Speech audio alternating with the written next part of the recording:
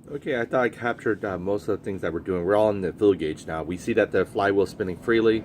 Our timing mark, again, we had it a little bit slightly up because we put our cam chain tightener there. You can see there.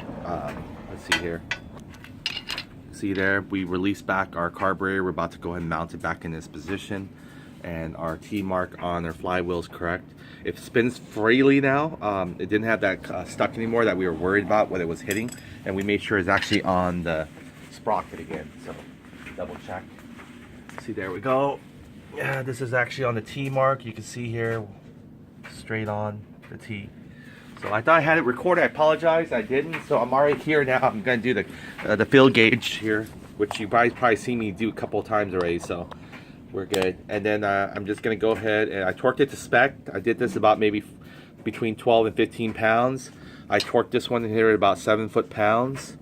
And then the valve covers we're going to do is about 5 foot-pounds. So here we go. We're going to go ahead and check your user manual again for your proper specs. This one I'm going to do at 0.004, and we want to make sure it's a good drag. This one's a very loose drag still. So we're going to go ahead and twist our little guy here a little bit more in to the right, clockwise, let's say. And we're going to put this 9mm to hold this down. Actually, we don't have to hold it down yet. We just twist it. Actually, we have to break this one loose so we can twist it. So this one can be broke loose a little bit more. Okay, so this might have to be parallel. Okay, let's see now. Let's see how the drag is now on this one. Oh yeah, it's sticking it. We don't want that stick. We want it to be able to drag still. So let me go ahead and turn this a little bit. Just a little turn makes a huge difference. Okay, almost. Yeah, we want it to drag like that and keep it drag like that. So what you could do is, instead of trying to focus on stabilizing it, focus if you're trying to actually pin it down. That's how you can stabilize it. So focus on pinning it down, like you're pinning this right here down. You know, this socket here, and then while you're twisting. So focus on pinning it down, and you actually will actually stabilize it more than if you just focus on simply mentally stabilizing it with your hand. Okay, so here we go. Let's see how it drags now. Not too bad, but not too good. It's still very loosely. So you can still go like this and it comes in and out easily. You want it to be able to at least have some more resistance. So we're going to go ahead and open this guy back up. And we're going to twist this guy a little more. But now it looks like that it's dragging too much. There we go. This is a good one. Let's see if it stabilizes it. Let's see now. Much better drag. You can't go like this and easily like that. You can feel the resistance coming in. Barely wants to get it out. That's a good drag right there. So that's what you want. You don't want it just to easily just flick in, flick out. See that? It won't flick in, flick out. It could, but it's going to be a little bit harder. Okay, so that's a good drag right there. Let me go and tighten a little bit more.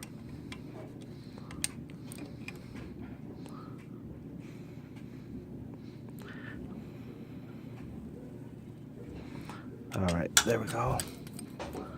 Yeah, that's just really good. Okay, so that's 0.004. It's good to go. We can test it with 0.005 to make sure it doesn't go in there as well.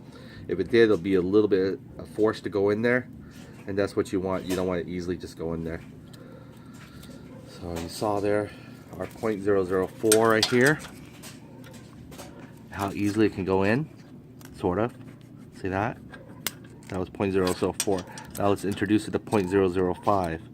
This is 0.005. Let's see if it can actually drag itself in there. See that? It can, but it's not. It's very tight. It won't go. Yeah, it's not going in. Let me see it from the top. Yeah, it's not. See, so that's a good feel right there. So now let's go and use our 0.005, and let's go ahead and do the same thing on the bottom rocker arm, so you can see it better from this angle. Okay, so I'm gonna go ahead and let me see if I can just put it in there right now. See where it's at. I can't even get it in. Yeah, I can't even get it in. Okay, so I'm gonna have to loosen the base.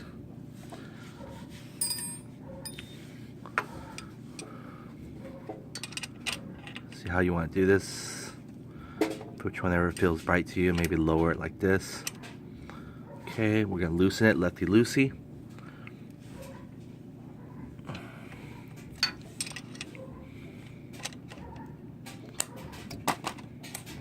Okay, then we're going to take our fill gauge and see how it wears at. After it's been loosened a little bit. See, we still, oh, actually, this is a good drag. It's a good drag. Yeah, it's a good drag on the 0.005 one. Let's do it again. See there? Can't see from this bolt, it's blocking you. Okay, see that? It's a good drag there. That's what you want. You want this drag, but you want to stabilize that drag. So there we go. We come again with our tool. We'll stabilize this where it's at in this position. Well, first we got to put our 9mm in there first. So let me go and turn it to the 9mm. So we're righty tighty. So we're going to come from this way and swing it to the right. This one's going to be hard to get in, but we can still do it. If you have a special tool, that will help too. There we go. You don't that much turn. It takes probably not even 360-degree turn, maybe like a 90-degree turn, and it actually tightens it already. Okay, let's do the fill gauge test. You can see when it's holding it like that, that means a good drag. Wait, you can't see it, so let me go and show you. See there? You can actually held onto it. See, that's 0.005, but I can still slide it out. I can slide back in, slide out. That's what you want. You want a drag enough where it can actually support the fill gauge weight, unless you have a really heavy duty fill gauge, and that doesn't apply. But you can see here, I can still pull it out. You can even go do this test, the chop test, where it doesn't easily just let you go back and forth without first filling it in. Now another final test will be actually to bring another gauge out, which is the 0.006. So let's go ahead and see if we can get 0.006 to squeeze in there. Alright, so 4, there goes 6. Alright, there we go. Let's go ahead and test out 0.006. Yeah, we can still force it in there, but it's very forceful though. So it's still okay. See that? We can't barely get it in there. We can get in, but again, it's much force, so that's good. So our 0.005 was perfect for the exhaust, and 0.004. Oh, sorry. You can hear it tap a little bit. If I jiggle it, you hear a little bit. Now for the exhaust one, you can hear it a little bit better. I'm rocking it back and forth, and that's what it's gonna do. So let me go and get the fill gauge again and go 0.005 is still dragging, because it does feel a little bit loose, but it was dragging perfectly for us. Maybe because the angle we had it. So let's go ahead and try to make sure it's properly gauged. Okay, here we go again.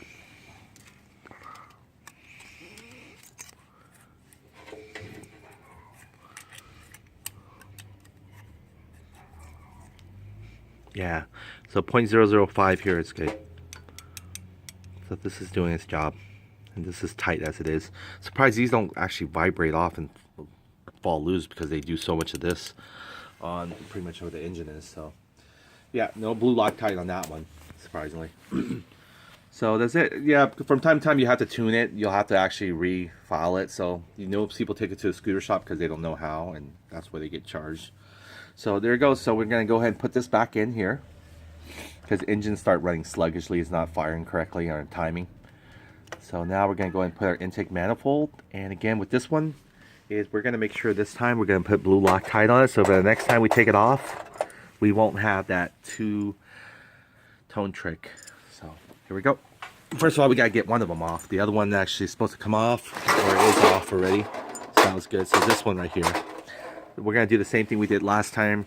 To take off the other one, we're going to put it in our little plier vise here and hold on to it. So let's go and get a big plier here. think our blue Loctite's somewhere around here. Now we can probably get from the toolbox. There we go. Blue Loctite. All you need is a little bit, just like you need dielectric grease to actually do the whole scooter. Just get the little small one, you'll be fine. When you need a fresh batch, you can just grab it again at the hardware store or the automotive store, whichever you think is cheaper. Okay, let me go ahead and get this mounted secure.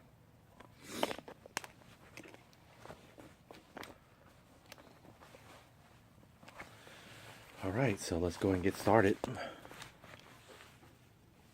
The first one here, we're going to just take off. We're not going to put the blue Loctite until we actually get on there. Excuse me. So, let's get a smaller gripper. Little pair of pliers won't do the trick. We got to get something a little bit heavy duty. Give it a grab. We're going to put a piece of towel to hold it in place for us while we put it on there. I think this is a good one right here. And let's go and get a piece of towel. Okay, here we go. Yeah, we're just going to take this off. That's what we're trying to do. That's all we're trying to do. We're going to take this off. Once it's in there, then we can go ahead and get a piece of towel. Now we're going to leave the intake air filter off because it doesn't really need that to start the scooter. You know, we're not going to be driving like a dusty road or anything trying to dirt our engine. But I think also our next backup plan will be to spray some starter fluid. I didn't want to really go that route. I want to see if I can get it started naturally. Because the starter fluid works. That means we have something wrong with our carburetor. Which we have to figure out, our fuel. What am I doing using that one? We have the proper socket for it. 10 millimeter. There we go. Put that into our socket. One less open end to worry about other than the plier. Okay, hopefully this is lefty-loosey. I'm not sure. You can see the spinning with it. Not really gripping it, so we'll do our best to grab it a little harder. I might have to actually probably show you on the floor level, but I'm going to do my best to hold it. Okay.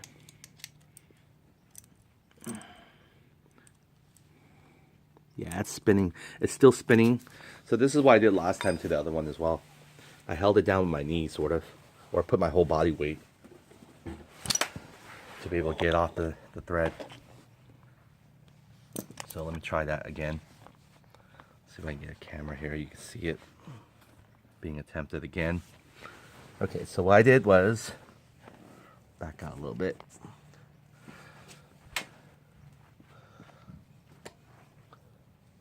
Put in the cloth.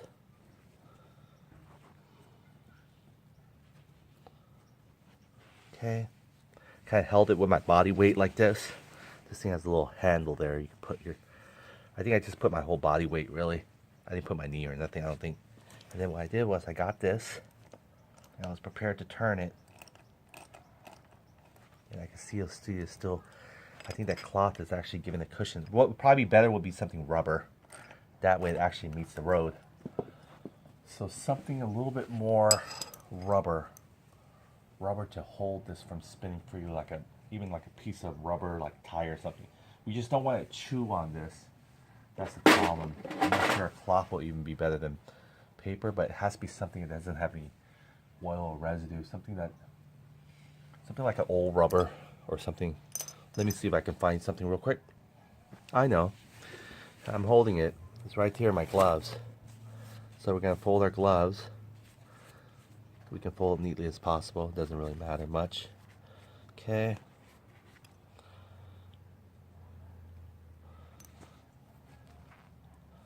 This will prevent it from spinning freely anyway. Okay, there we go. Let me get back. Get the other one upper. Be better.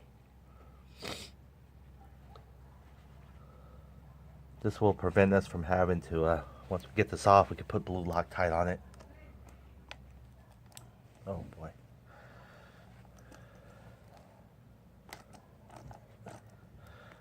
Oh, I was going. The one that was driving in, I think I was going. Well, I think this is clockwork, so this could be tightening it, right? So I was going right.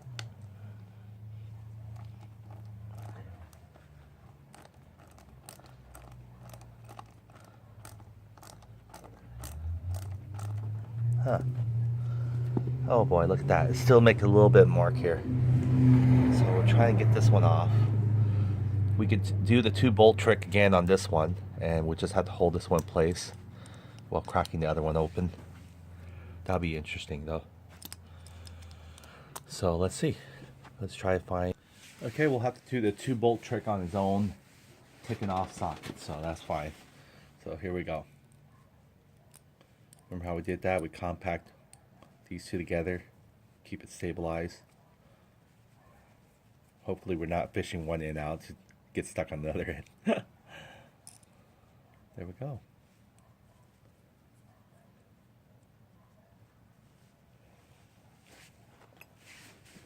Excuse me. Okay, those are their 10mm. I got one 10mm here. We got the other one. We're gonna pack it first in. Pack it tightly. Righty tighty, please. Okay, so there's it. We're gonna pack it in. I think it's pretty good. I don't think it needs that much because I don't think we really torqued it to full. Come on, guy.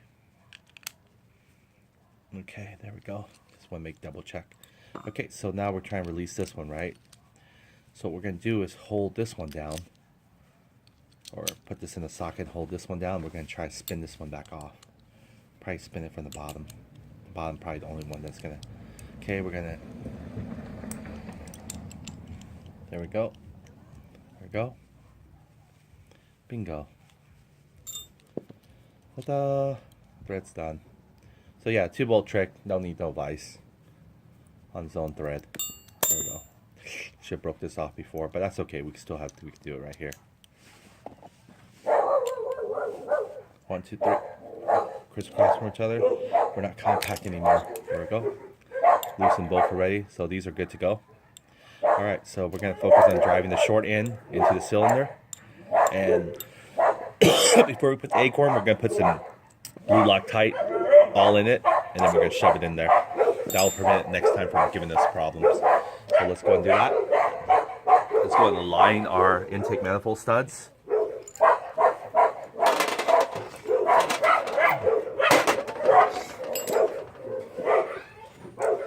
Here we go.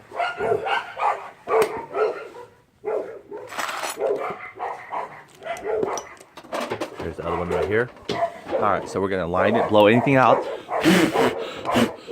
that you don't want on there dust-wise.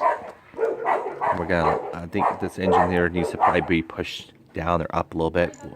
Figure out, okay, you want to take the short end of the studs. I think these are the ones on the bottom there. I'm holding the darker one. And then the long one sticks up. Okay, so we'll place them ahead of time in here. Oh.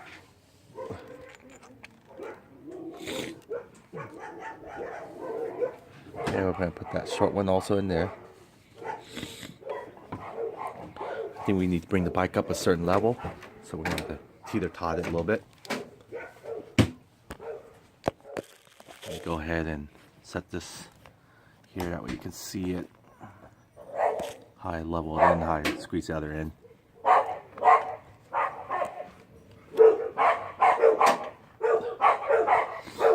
Okay, so the bike needs to be lifted up a little bit.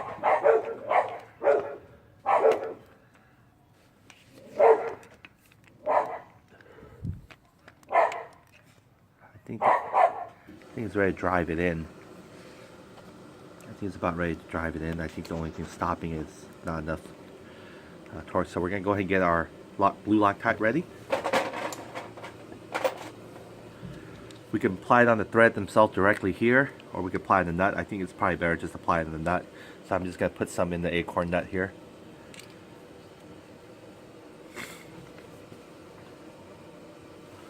You can see it's like a blue liquid. I think that's what I call it, the blue Loctite version. That's the one you can take off with just a power tool or a hand tool. Squeeze some in there. There we go. There's right there. See that? It's not a lot in there. It's just kind of, I gotta pop that bubble. Should be not a lot. I'm not sure. Just kind of filled in the zone. But if that's the case, then we have to share it with the other one. Okay, so here we go. The other one. I'm gonna pour some in this guy then. I didn't think there was a lot. It shouldn't come out that much. Yeah, there's not a lot. It just seems like though. Okay, so once we screw it in there, it's gonna stay in there. It takes 24 hours to cure. So here's our first one here. You can see it right now. It's coming on to the thread. There it goes. It's gonna marry it.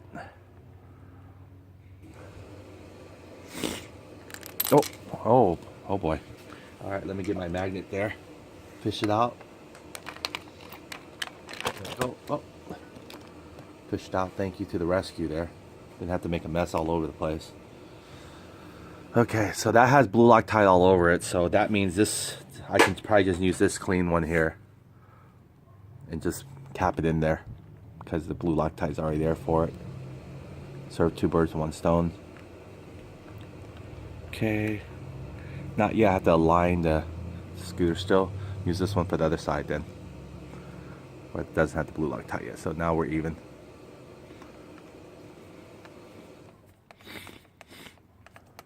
I think this is driving thread or it's driving in it, but we'll find out. Oh, this guy just didn't want to drive.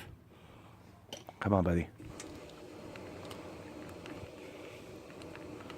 Okay, so we're gonna have to line this to get it actually mounted on there.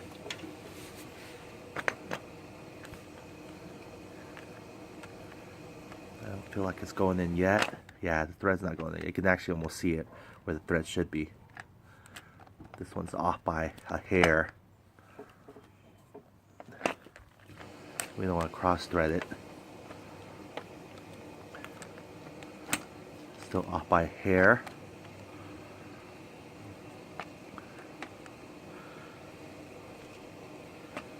All right.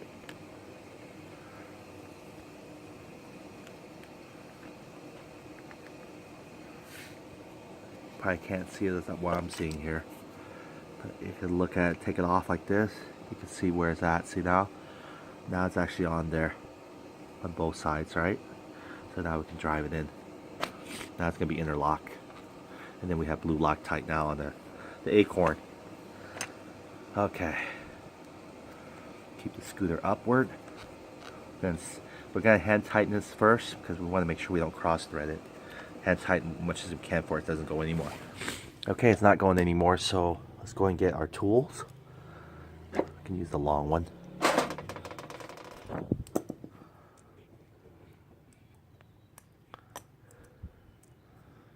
we go. Alright. Okay, we're gonna go ahead and, oh, 10mm, forgot. Probably need the extension now. Where's our long extension?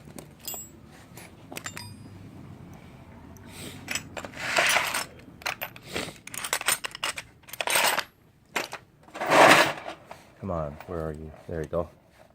Need the long extension for the 10mm one. All right. Okay, so here we go.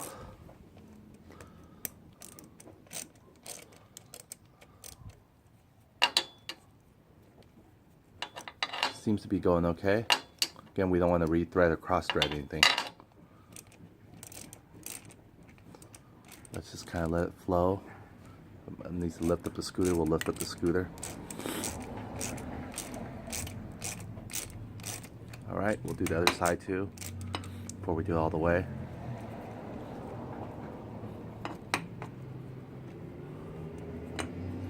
We'll let the O-ring do all the work. The paper gasket is just there to, you know, thin out any extra air flow.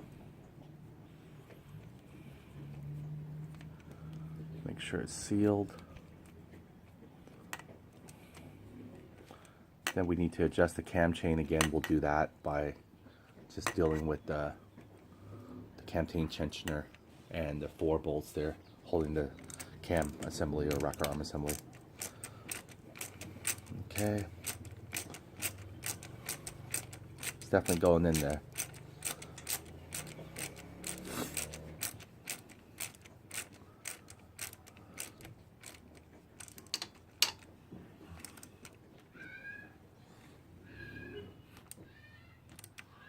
Okay, there we go.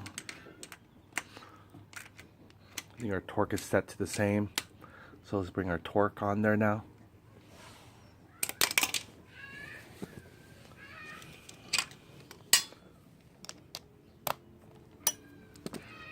It sets to about 7 foot-pounds, 84.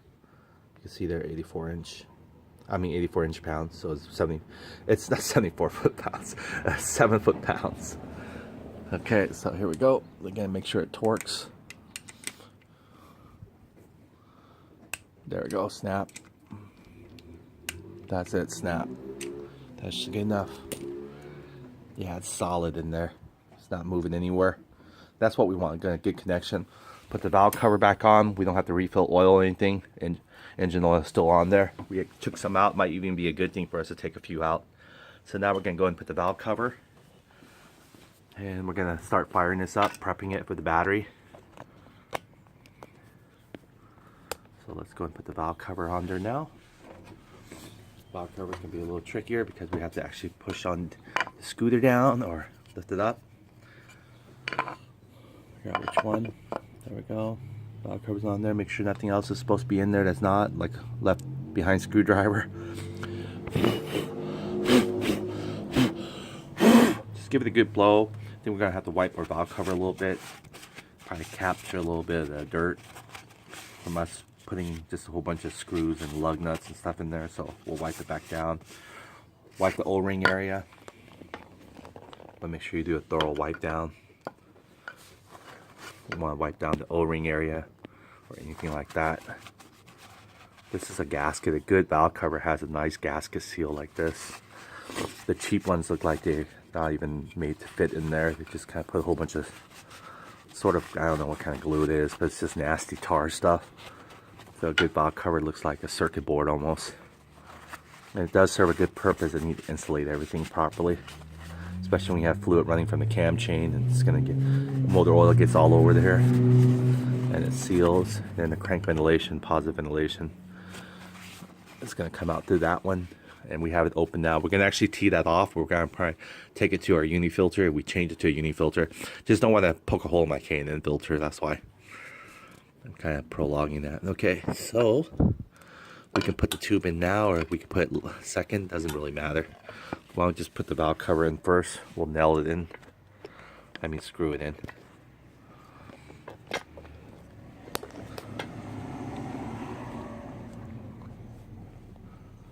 There we go. Give me 1 second here. Let me try to position this properly. That way you can see all the screws. Well, you might be able to see all of them.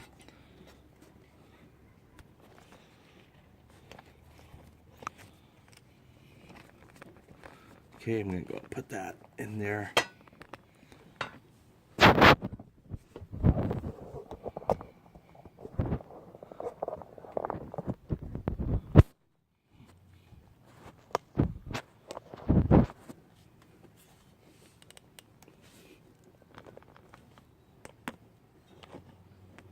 Let's try putting that screw in there. Maybe here better, that way you can see the whole overview. There we go.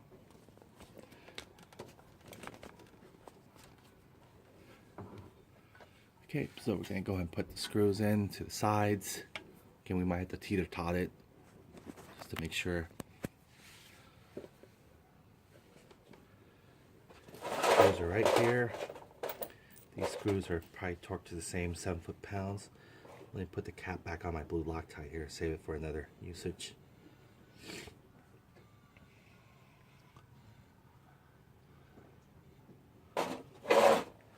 Alright.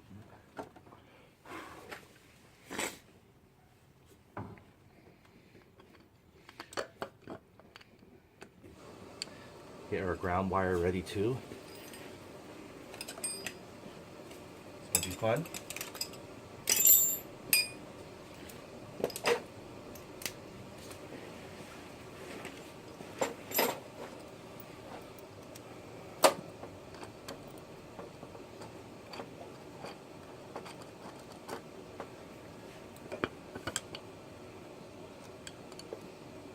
still spinning. Not sure if it's in the thread yet.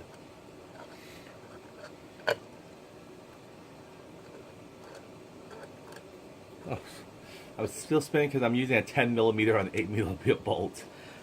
Great. Good gosh. Okay. I was wondering, how is it stripped? It doesn't feel stripped. It feels pretty sturdy. But why is it still not doing anything? So there we go. 8mm on the correct one. So this is probably 5 foot-pounds. All right. Now it's going. Okay. Let's go and get this back to angle where it's supposed to be. I believe this goes right here and this goes to the battery area. So this one right here joins it together. Usually after everything is resolved, we put dielectric grease in the contact areas like right there and stuff like that. All right. Just want to go and get this aligned in there. There we go.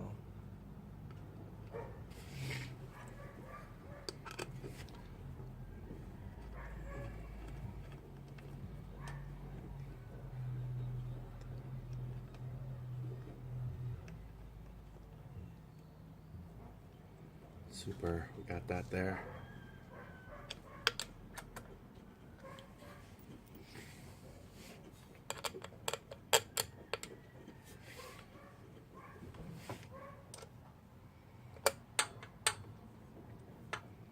On the bottom, just kind of tighten by hand as much as we can. Hate going for the tool and then you have to redo it, but with the hand still anyway. So a lot of people just heck with it, just get a power drill and get over with. But I still prefer by hand. You really want to feel where your bolts are going. These are aluminum, you know, they're not like heavy steel or something that. Once you strip it, you strip it. I'm sure there's a way to actually repair. Okay, so now we chase it with the tool. Got it a little bit lower to get that leverage there.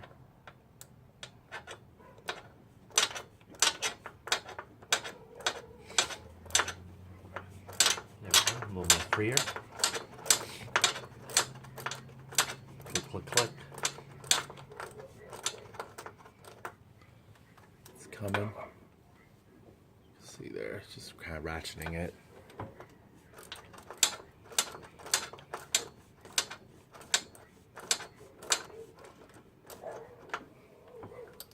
Okay.